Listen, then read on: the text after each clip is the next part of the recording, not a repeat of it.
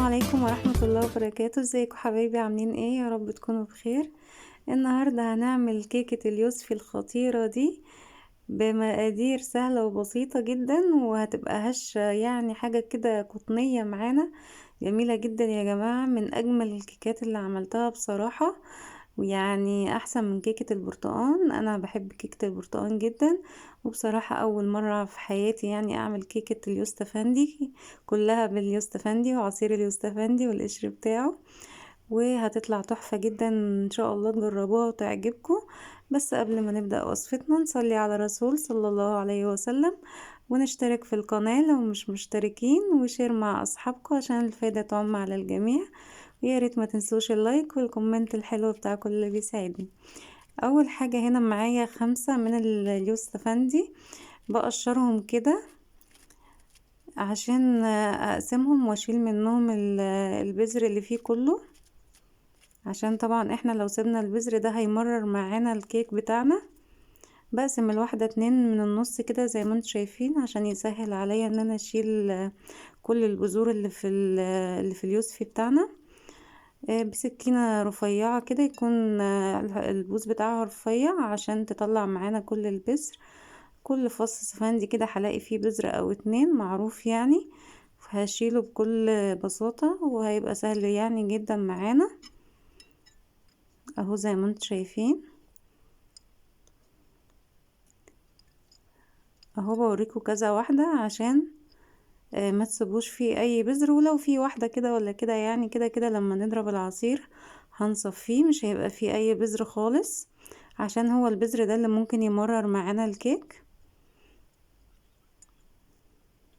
اللهم صل وسلم وبارك عليك يا حبيبي يا رسول الله.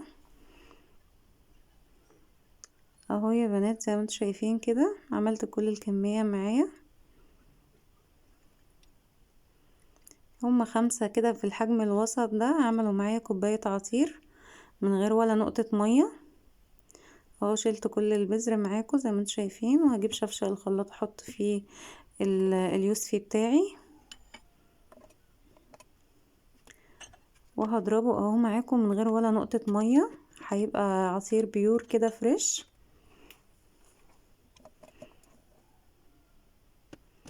اهو شايفين كمان لونه اصفر وجميل، يعني انا في وصفة الكيك دي كنت عايزة اجيب فروتي عشان يعزز معايا اللون، بصراحة ما جبتش، وهيطلع لون الكيك تحفة كده زي ما شفتوه في اول الفيديو، من غير اي لون خالص، هو بس باليوستفندي.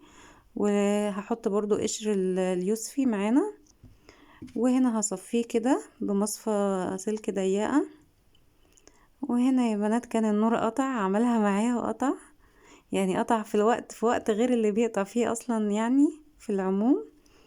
بس شغلت الفلاش بتاع التليفون كده وصورت المقطع ده كده والنور قاطع.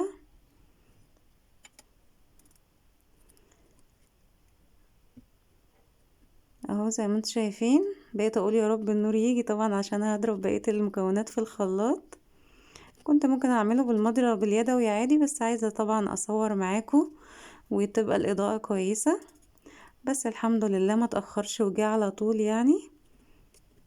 ربنا يرحمنا بقى من حكاية قطع الكهرباء دي، بصراحة يعني حاجة تزهق يعني الحمد لله. وهنا الخمسة يوستفندي عملوا معايا كوباية عصير طعمه حلو قوي، يعني ممكن يتشرب كده والله من غير ولا نقطة سكر، وحلو جدا. وهنا كان النور جه الحمد لله يعني، الله نور السماوات والأرض. وهنا معايا كام قشرة يوستفندي كده مش كتير، بشيل كده بمعلقة معايا يعني كده بشيل الجزء الأبيض ده، عشان الجزء الأبيض ده ممكن يمرر، بشيله خالص كده زي ما انتم شايفين. بوريكم الفرق بين دي ودي، بيتشال برضو بكل سهولة.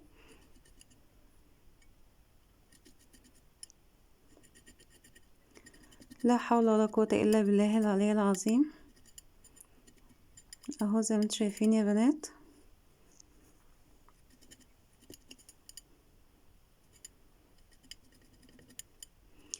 وبقطعه كده قطع صغيرة عشان انا الخلاط بتاعي مش بيضرب الحاجة قوي، لو الخلاط بتاعك كويس يعني وينعم الحاجة اللي بتضربيها فيه، مش شرط ان انتي تقطعيه خالص. وبعدين جبت الخلاط بتاعي ومعايا هنا 3 حبات من البيض بدرجة حرارة المطبخ، حطيتهم كده في الخلاط.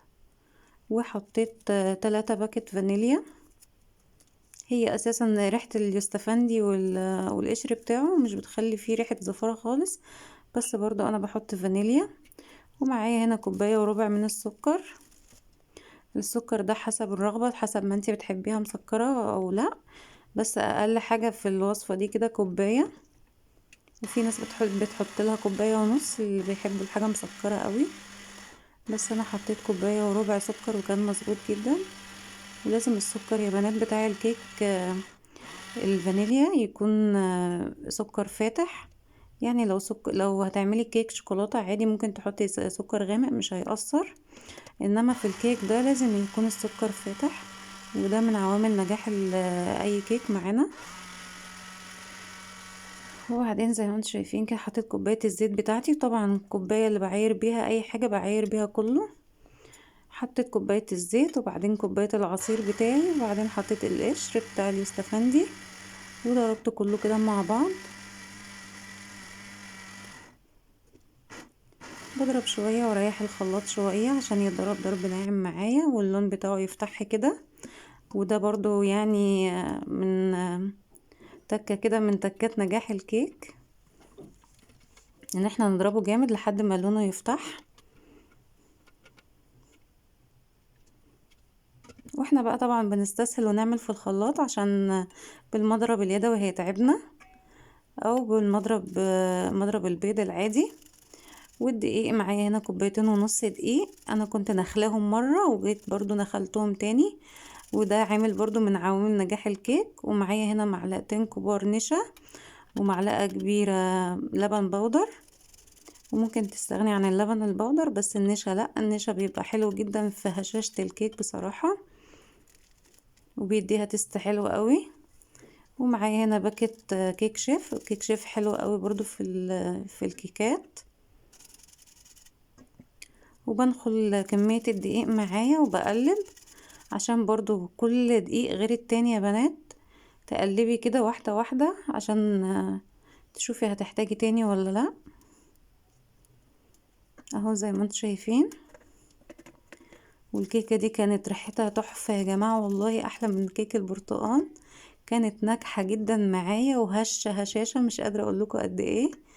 يعني انا ابني كان بياكلها يقول لي دي نايتي نايتي يا ماما، دي بتدوب في البق اساسا، يعني بحطها في بقي ما بلاقيهاش. وفعلا والله كانت حلوة جدا. جربوها بنفس الطريقة بنفس المقادير بالظبط هتنجح معاكم ان شاء الله. وهنا كنت ما حطيتش معلقة الخل، حطيتها لازم جدا برضو معلقة الخل مهمة في اي كيك. اهو زي ما انتم شايفين. وطبعا ذرة الملح ما تنسوهاش. ولما باجي اقلب كده الكيك بقلبه كده في اتجاه واحد. وهنا معايا صينية مربعة مقاسها 30 في 30، كنت دهنها بالزيت ومبطناها بشوية دقيق كده زي ما انتم شايفين. ممكن تحطي في صينية اقل من كده هتطلع اعلى من دي، بس انا بصراحة انا ولادي ما بيحبوش الكيك عالي قوي، بس برضو هتعلى وهتبقى جميلة. يا ريت يا بنات اللي وصل معايا لحد هنا ما ينساش اللايك، اللايك مهم جدا لرفع الفيديو والاشتراك في القناة. ويا ريت تشيروا الفيديو كده مع اصحابكم عشان الفايدة تعم على الجميع بإذن الله. وبعدين بهبد هبدتين كده على الرخامة، واعمل كده كام خط كده بالعصاية الشيش طاووق. وطبعا بكون مولعة الفرن قبلها اول ما ببدأ كده في عمايل الكيك، بخلي درجة حرارته متوسطة 180 على الرف اللي في النص، ومش بولع من فوق خالص وما بفتحش على الكيك خالص خالص غير بعد نص ساعة. ابص كده يا دوبك افتح فتحة بسيطة كده وما هبتش الباب خالص. هو خد معايا 40 دقيقة بصراحة. انا باب الفرن عندي كان موارب شوية، يعني كان بايظ اصلا، وانا يعني حطيت كده حاجة كبيرة زي فوطة كده كتمت بيه الحرارة من بره عبال ما اجيب حد يصلحه. وطلعت زي ما انتم شايفين كده بالشكل القمر ده. وطبعا عملت لها تيست بالعصايه بتاعه الشيش طاووق دي. واللي عارفني طبعا انا ما بصبرش على اي حاجه بتطلع من الفرن، يعني دي كانت لسه طالعه اصلا، ما لحقتش تبرد ولا اي حاجه، وقطعتها اهو معاكم. يعني انا لو سبتها تبرد كمان يعني مش هتبقى كده، هتبقى ماسكه نفسها. اول قطعه دي انا ببقى خايفه اطلعها، خايفه تتهري مني لان لسه الكيك سخن. فجبت البتاعه دي كده، اطلع بيها. طبعا هي لسه سخنة جدا يعني اهو وطرية، بس طلعت طبعا قطعه الدخان اهي، ممكن شايفين تنزل اصلا مني. الدخان طالع منها عامل شايفين ازاي؟ الدخان؟ بس شايفين منظر شايفين الكيك يا المسام بتاعتها بنات حلوة كمان ازاي. مرتفع وحلو ازاي، والمسامات بتاعته ضيقه مفيهوش اي فراغات. وده طبعا يعني من ان انت تدخلي الدقيق كذا مرة، وبرضو لما تهبدي كده الصينية هبدتين كده، وتعمليها بعصاية الشيش طاووق من فوق.